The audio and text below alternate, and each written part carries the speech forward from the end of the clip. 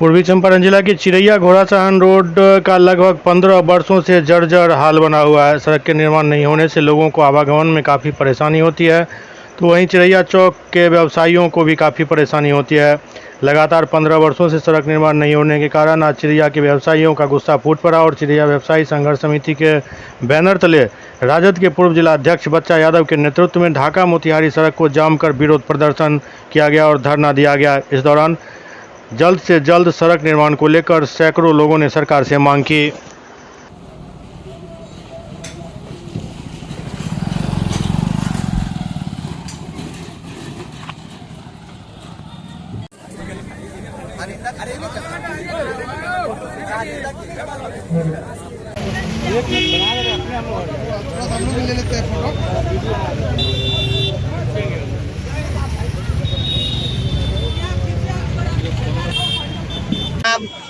इसलिए किया गया है, सबसे पहले कि मैं आप तमाम साथियों को बहुत बहुत बधाई और धन्यवाद देता हूँ। सड़क काम इसलिए किया गया है कि चिरैया पुनैया रोड जो 15 वर्षों से जर्जर की स्थिति है, यहाँ शुरू से लेकर अभी तक जो 15 वर्ष का शासनकाल है, जिसमें भाजपा के साथी ने यहाँ विधायक बनने का काम किया और ये जो आंदोलन हमने किया है राष्ट्रीय जनता दल के सवालों को लेकर नहीं किया, राष्ट्रीय जनता दल के पदाधिकारियों के लेकर नहीं किया।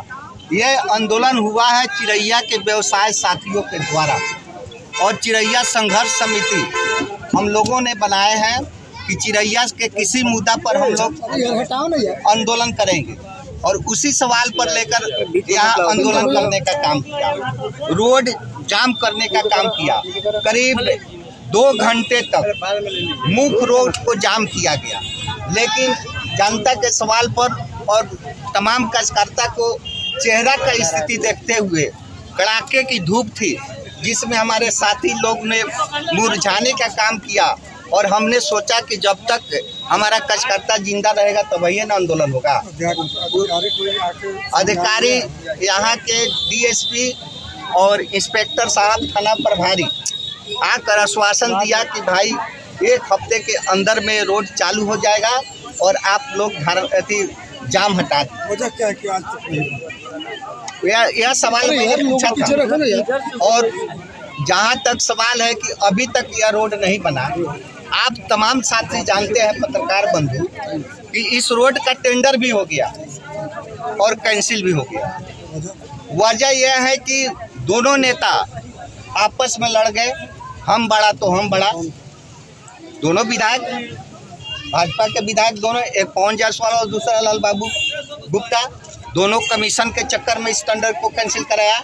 आपने सुना होगा बयान पवन जायसवाल का जो स्टेटमेंट दिया था कि मेरा बानी बर्मा का लकीर है, मार्च में यह रोड चालू हो जाएगा।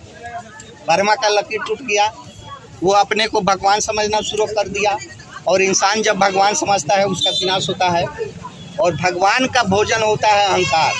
उस व्यक्ति को अहंकार हो गया है।